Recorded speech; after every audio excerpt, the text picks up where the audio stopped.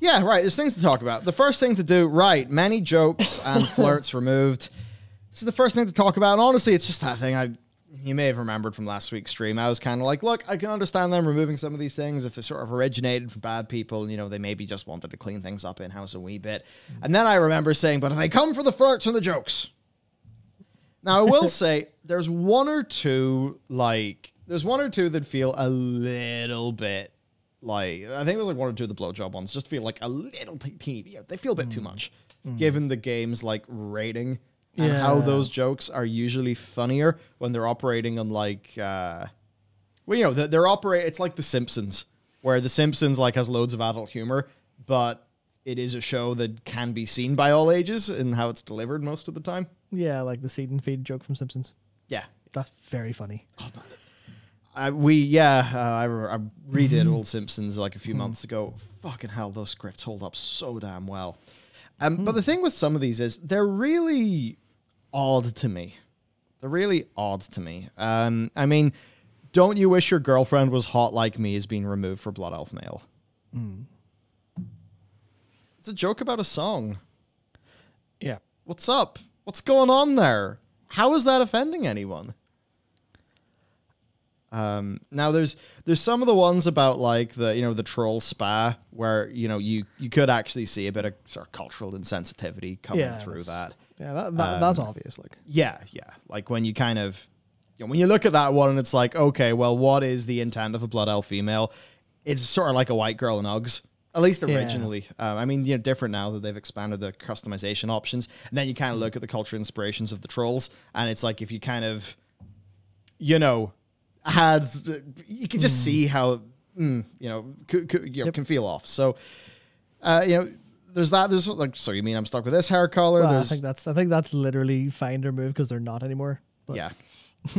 There's is that a mana worm in your pocket, or are you just happy to see me?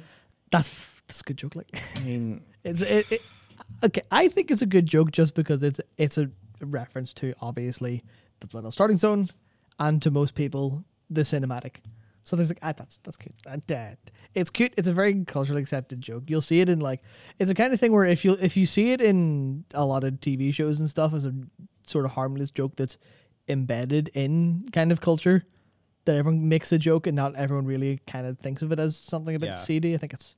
I think on that you get to ones like, say, normally I only ride at epic mounts, but let's talk. So that's obviously a sex joke, but also one about mount quality in World of Warcraft, where it's being implied the person that is being talked to by the Blood Elf is, not of epic quality. And that's just the sort of thing where,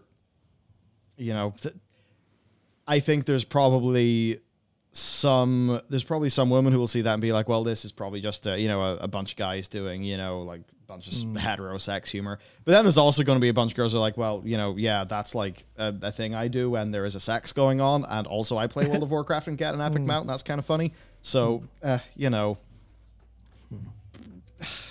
lot of these, it's like they just do seem kind of minor. And then there's ones like, right, are you sure you're not part demon? I find myself wanting to stalk you. Yeah, you're like, that's like I think it's really funny, but I understand. It's just it's a stalker joke. And I guess you could maybe say that this is a game being enjoyed by adults, and we all know the separation of fantasy and reality. Yeah.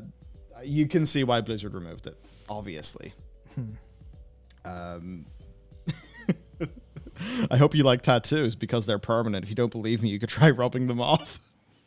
Yeah, I think because I have been at this, I think that's the one that I'm most confused about. Because the only thing I can possibly there's two angles I think they could remove this for. One is that it's the tattoo angle, where people have attitudes toward tattoos in different parts of the world where they think they're unreasonable, like the old thing of not being allowed to go to a hot spring in Japan if you've got a tattoo because they think the ink is unclean. If people face discrimination for having tattoos a lot of the time. So it's either that or it's the fact that it's just such a not even aggressive but such a come on is like basically did you rub this, would you, that kind of thing. So I can see maybe those, but outside that I'm like I don't know. That one seems a bit of a... Yeah, it's the sort of thing where, you know, I think they probably would have came off a bit better if the female one was basically the same instead of being a boob joke. Because it's like, that just kind of seems like the obvious one. Yeah. So, you know, there's things they could have done there better. I mean, even like the Dark Iron dwarf interested in joining the Mile Deep Club. It's just the Mile High Club joke. Yeah. And I guess when I see the ones like that, and there's another Mile High Club one, I think it's for, is it for the, yeah, it's for the High Mountain Torn Female. You don't need to be from the Skyhorn tribe to join the Mile High Club. So if you don't know, the Mile High Club is an achievement in Call of Duty 4. Whenever you beat a certain part-time in the post-campaign mission. That's not the Mile High Club is for having a wee buck at an airplane. It is an achievement, of course, but a real life one. Yeah, that's it. And again, it's like when I see that, it just is confusing to me because I don't understand I mean, it could just be that it's an overt sex joke, therefore it's not okay, and that is the line they've taken. I think it would have been better if they issued a statement explaining these things, because you look at that and you're just confused, because you know the overall cultural context this is taking place within is one of typically male on, or you know, man on woman sexual assault and harassment. So that's the one thing to think about, and you know, you can also, I think, understand a degree of extreme sensitivity to anything that could be taken that way from them internally, especially given there's probably a lot of stories that we don't know. That said, I see something like Mile Deep Club or Mile High Club. That's not male specific. Yeah. So, or, you know, man specific, whatever. Like, it's not. It's going to be women who are like wanting to get into the Mile High Club. Yeah. You know, non-cis women included in that. So that's like where I start to get a little bit confused by these, where it's like, is, you know, the joke people are doing, like, is this for nuns? And it's like, because this is inclusive. That, like, joining the Mile High Club or the Mile Deep Club, that's not, like, what they said is that they want their things to be inclusive and not punch down. That fails both of those heuristics. Therefore, I have trouble meshing this with Blizzard's own public statement. And frankly, if they want us to understand these things, then they need to say, listen, these jokes were done by somebody who, you know, did a bunch of bad things, and we do not want their humor to be in the game because it makes our staff uncomfortable. Now, then we can have a discussion about, well, okay, if a joke is funny, to what degree does it matter the source of the joke? What does that mean for a customer? You know, there's some of, like, I think Asmongold's opinion where it's like, well, that's just a funny joke, and if you can't deal with that, why are you working there? So there's, like, that's a whole side discussion that I don't even think is really that possible to have yet, because there's a void of information. And I think it's just a case of, like, Blizzard have not done a great job of actually communicating any of this. They've clearly done a bad job of communicating their intent and their principles, because a lot of this stuff falls foul of the principle. Like, it doesn't line up with the principles in their evolution of creative content in WoW. So, yeah, weird. That's one way to put it. Yeah.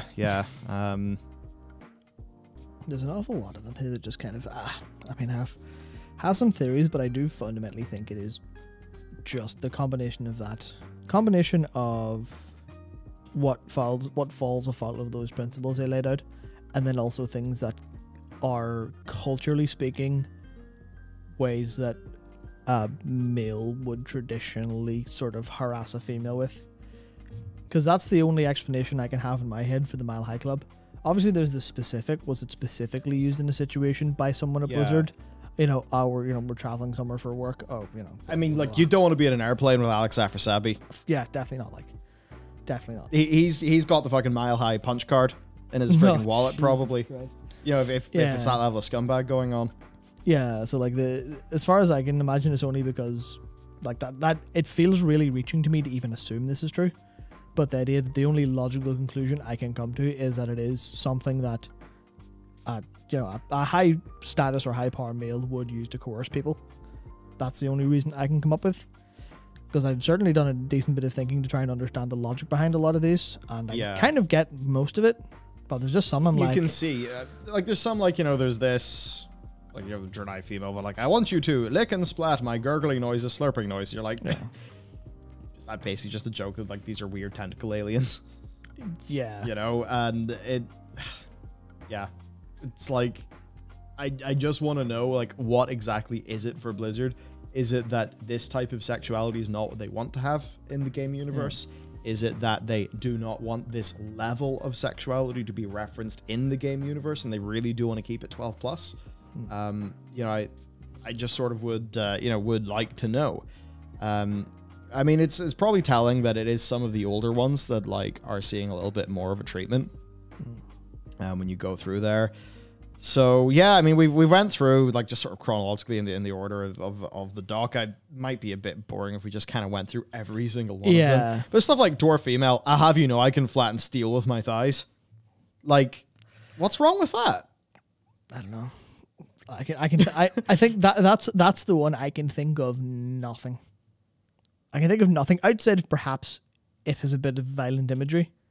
Yeah, but that's about it. Like there's some that, like, here's one, like, you know, I must be asleep because you're a dream come true. Also, I'm slightly damp. Like, that's a wet dream joke, and you can maybe say that that is just a bit creepy, and maybe you don't want one of the slash jokes that a character does to be a bit weird and creepy. Yeah.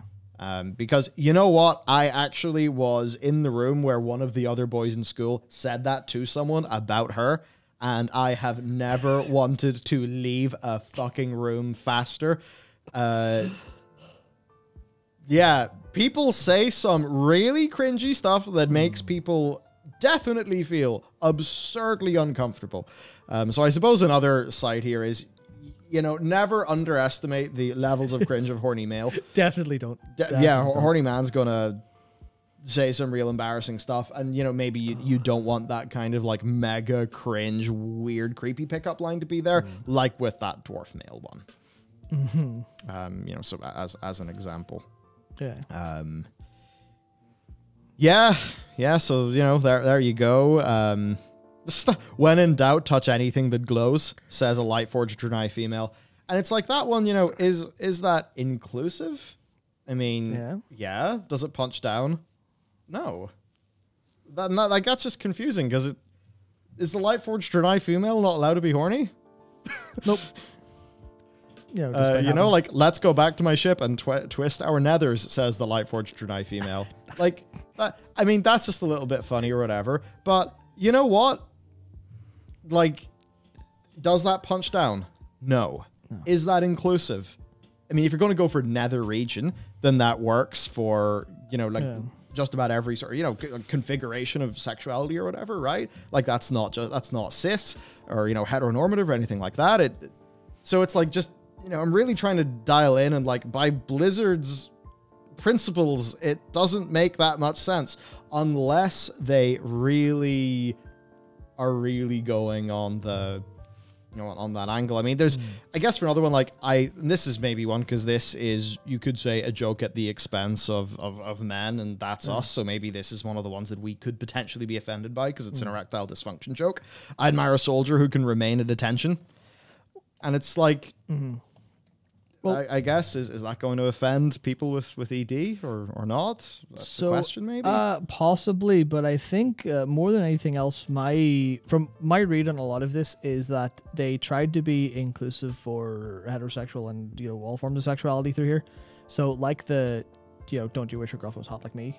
They removed specifically gendered things, which include, as far as I can see, also includes reference to what sort of genitalia one has. So, you know, anything that specifically implies that in a flirt has been largely removed.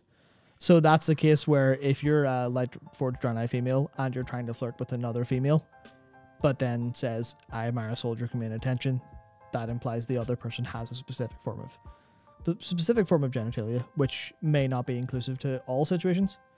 If you get me? Like, I guess, but the way that I'd see it is, it's, you know, you would want inclusivity in totality. Yeah. So, and when I say in totality, I mean the sum total of the things. So, you know, you can have flirts and jokes that, you know, are very broad, some that are a bit more specific, but, you know, we're all adults, we're all humans, we all understand these jokes, and, You know, I don't think anybody looks at these and thinks each one of these must apply to me and my situation, or else I will get offended. Yeah, it's a so like that's the bit that just seems off to me. Like even the mecha no male, like, why? Yes, I do have a vibrate setting. Why does everyone keep asking? What's wrong with a vibrator joke? Like, I don't know. I mean, Oh, well, actually, for that one, because it's a joke and not a flirt, I think they've removed a lot of the sexuality stuff from jokes to kind of make this a little bit more clearly defined. That's a reason I can see. But yeah. or even like I used to be a 10, but then I upgraded to an 11. That's just really funny. Yeah.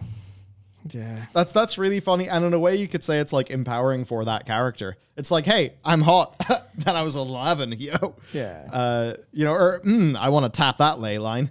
Like, this is funny because it's magic, and yeah, you know, was there a ley line joke in the Nightborn female as well? Yeah, there was. Yeah, There was. I remember somewhere. seeing that, but I don't think it's in the doc. Yeah. Maybe no. it still is in the game. Who knows? Yeah, because like this is what I'm trying to understand, because like I used to be a 10, then I upgraded to an 11. The only logic I can understand that being removed is because it supports the, you know, objective attractiveness rating of people, because it, you know, objectification to go, well, that person's a 10 or that person's an 8 or that person's a 6, because, you know, obviously it's not a literal rating Yeah, system. but, you know, That's the thing. it's, you know, it's just a joke. yeah, it's the same as video games. You can't go, well, that game's a 7 out of 10. Well, that doesn't say much outside of a PC general Gamer, thing. now that's a 93 and that one's a 92. We got it. Yeah, just I suppose the alternative is a world where it's a Eurogamer, where they're walking around going unscored, unscored, unscored, unscored. We've had to write 2,000 words on each of these people, which, you know, you can understand that at least. Like, even, you know, Night Elf female, like, sure, I've got exotic piercings. Like, that's... See, again, exotic piercings. That's a cultural element that might make people who have piercings think, what about my piercings are exotic? Are they not normal? Because exotic has, you know, specific implications in a way. I guess. It's like I've done a decent bit of sort of trying to puzzle you through thought this through stuff. this stuff. And it's like trying to think of what possible reason could they have to remove some of these that makes sense. And I think most of them is, you know, most of them I can understand, but some I just really can't. Not to say I agree, I understand. Yeah, I generally understand and generally disagree. There are a few examples, like, I mean, some of the stuff that, you know, if you go up to the very top here, you know, the stuff where, like, there is an IRL racial dimension to it, like, yeah, of course. agree. There's some of that stuff that is from way back that when you think about it now, it doesn't really sort of fly. Yeah, you know, I guess there's sort of other things, like if you're kind of, you know, an implied... I mean, just, yeah, some like the goblin female ones you could say are maybe coming off a bit strong, maybe just feel a little bit, you know, to people. So, you know, there are ones that I can understand, where like they're quite prescriptive about that character. Yeah. But then there's a bunch that are like, you know, just like Mile High Club jokes where, you know, and then, I mean, there's stuff like the human female joke. I like to fart in the tub. I'm not going to mourn that loss, to be honest. Like that, I guess that falls foul of what they would consider puerile humor, where it's just haha fart in bath, very funny, but like Yeah. Oh god, I don't think it's funny. Oh And there's some other ones like, hey, hot stuff, want to try breeding in captivity. yeah, that's So I mean, I look at that and it's like, there's so many angles in that. I think it's fundamentally quite funny because it's about how basically, if you're not aware of this, they've had a really big problem IRL trying to get pandas to fuck. The pandas won't fuck. And we're like, the pandas are going to be gone. We need the pandas to and have panda babies, so there's more pandas. But I guess, you know, there's maybe like, they think like the BDSM element, it's a little bit too much. If you're going to take the captivity that way, and there's like a few other ones there where, you know, you could say, right, you know, there's maybe a difference between like a sex joke and like maybe a kink joke. Maybe a kink joke is going to be taken as being like a little bit too much.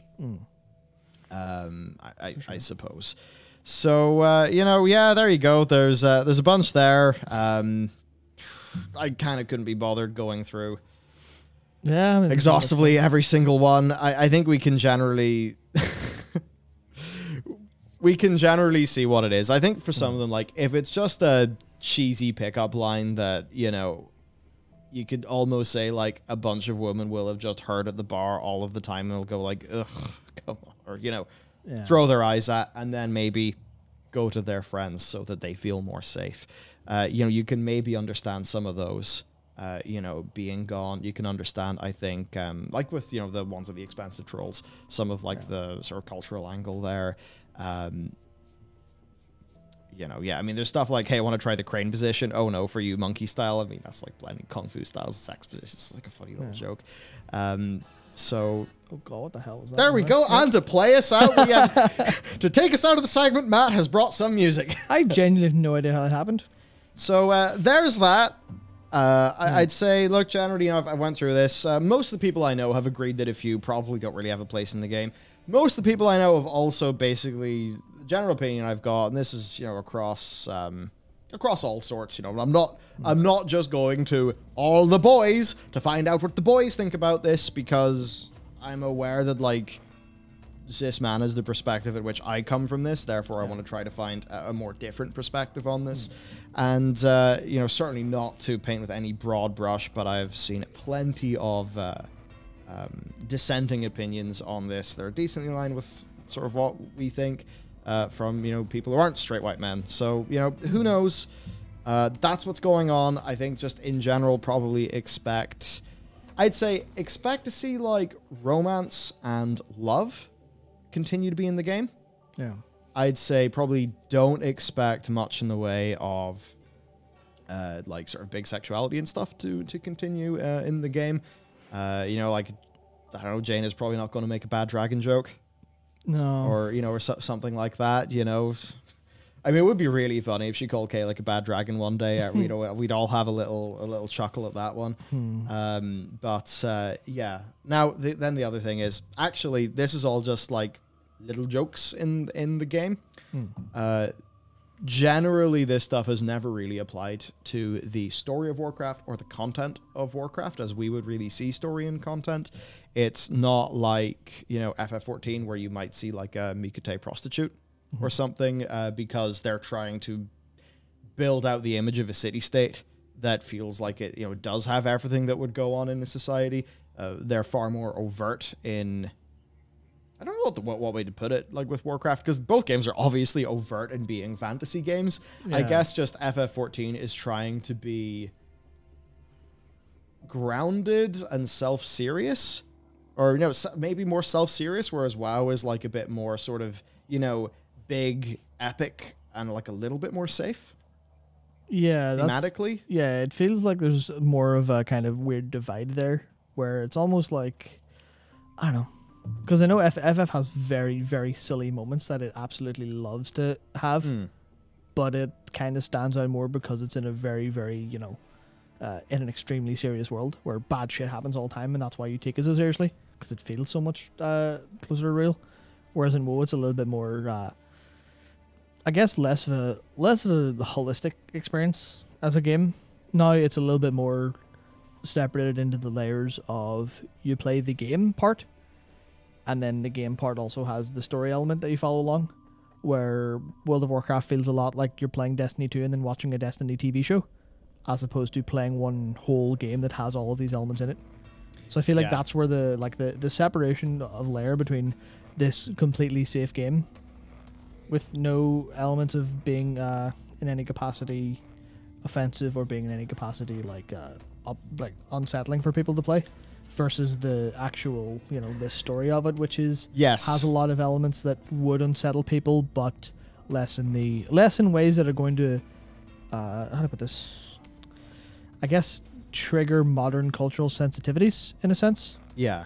So, like, an example, because you obviously go, well, you know, genocide, you burn down a tree. Yeah, like, by the way, we've also created the most nihilistic storyline fucking ever to be put in something that feels emotionally fucking devoid and shock, you know, shock for the sake of shock, death for the sake of death, and, you know, all of this stuff. That it's just funny, the dissonance between them clearly thinking, oh, let's do a Game of Thrones season 8 because that worked out so well. Yeah. And then at the same time, it just feels out of lockstep. Or I guess it feels like if they wanted to do those really hardcore, you know, I mean, Teldrassil's gnarly. And what happens in BFA at many points is gnarly. Yeah. But it feels like if they wanted to actually stick the landings in those, they would need a universe that is a lot more rough around the edges with a lot more, well, just a lot more like grit to it, I suppose. Yeah, so I guess you can't do a big Disney genocide. Yeah, that's the problem. It's because they have a game which is running on a separate layer, effectively, in terms of what's acceptable within it.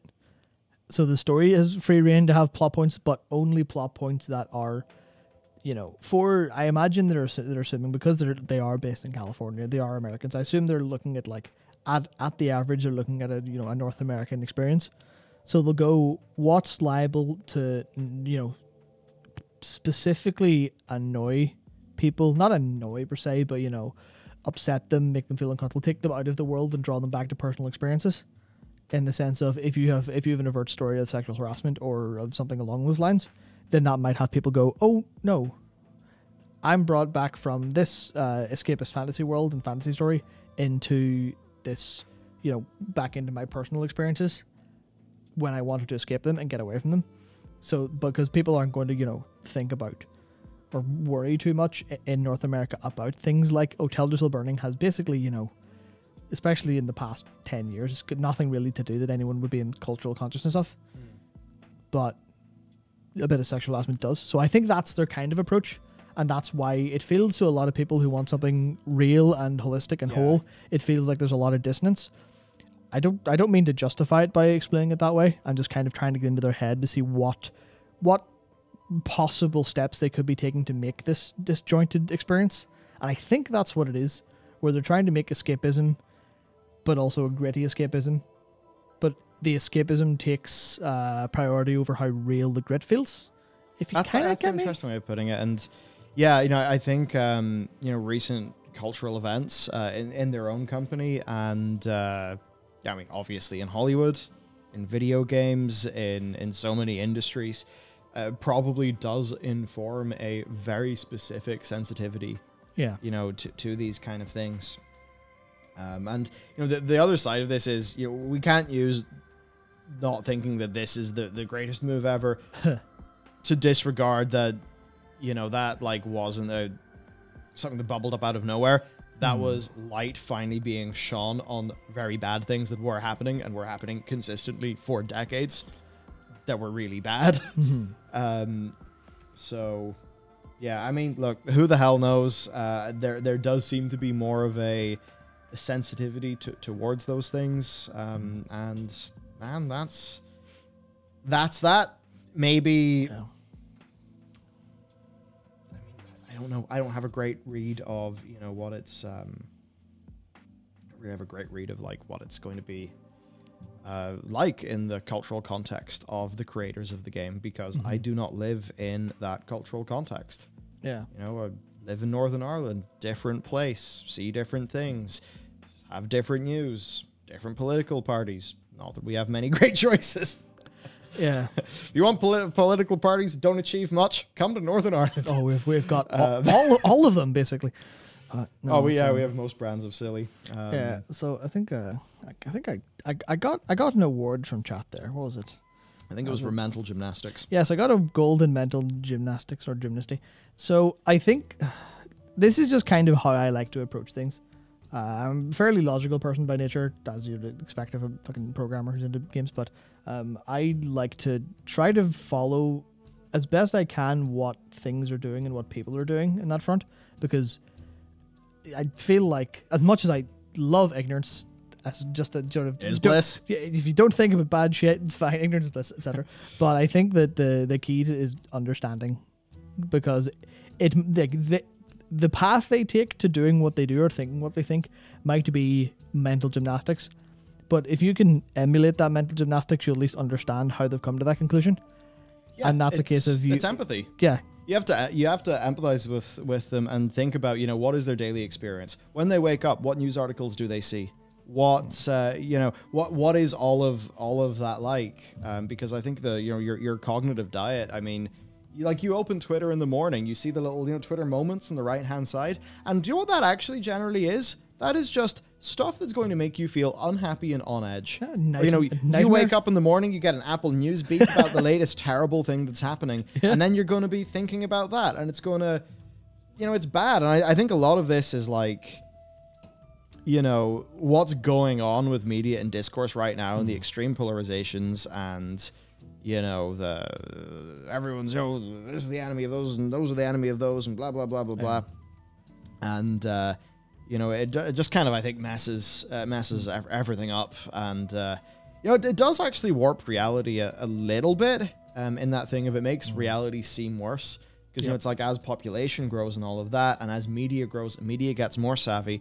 It's the problem of like hyper-specific catastrophization, where you can have a whole body of everything that's going on, and regardless of the percentage of good or bad there in an absolute term, you can just zoom in on the smallest bad and then amplify that, because that will be the most shocking thing. And I think that's how you get to this sort of situation where, by almost every account, society is generally like, safer and better and all of that stuff now. But I think if you like poll people, they definitely don't feel that way. Like, I remember, I forget what it was, but I was looking, it was like statistics for some bad thing that goes on anyway to people. And I was just seeing like the rate in like the 60s and 70s, it was like so much higher on a per capita basis than it would have been now.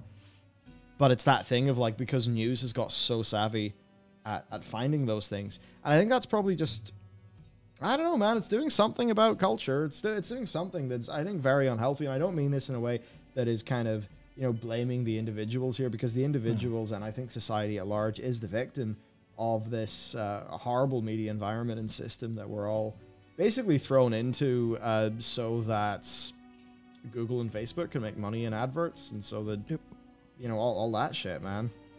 So, it's not particularly fun. And I think that's just why you see all of the things get more extreme. And I think that's why, my first thought on this was, oh my God, I'm so fucking tired. Yep. Because there's, it's not just talking about this.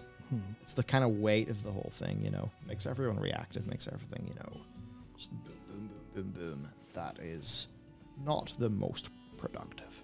Yeah, that's sort of, I was going to say taken to a lighter note. Actually, not a lighter note, but a lighter sounding note. I think a lot of people will realize that's why the world has felt worse to a lot of people since lockdowns began, like 18, 19 months ago now, is because you lose a lot of, because that's now your primary source of news online, which is negativity bias heavily and will just wreck your brain.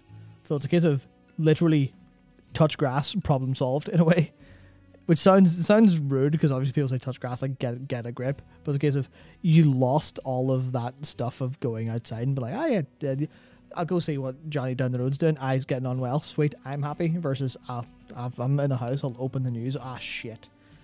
That's just that, like, I remember the last time I opened anything vaguely online and went, ooh, nice, that's good. Unless it's been Metroid Dread reviews, which isn't really a commentary on the state of the world. Yeah, fuck a while, like. So it's a lot going on. Certainly, I'd say in the comments, guys, you're not going to solve politics in a YouTube live chat. Nope. So that's the one thing that was going on in the WoW community.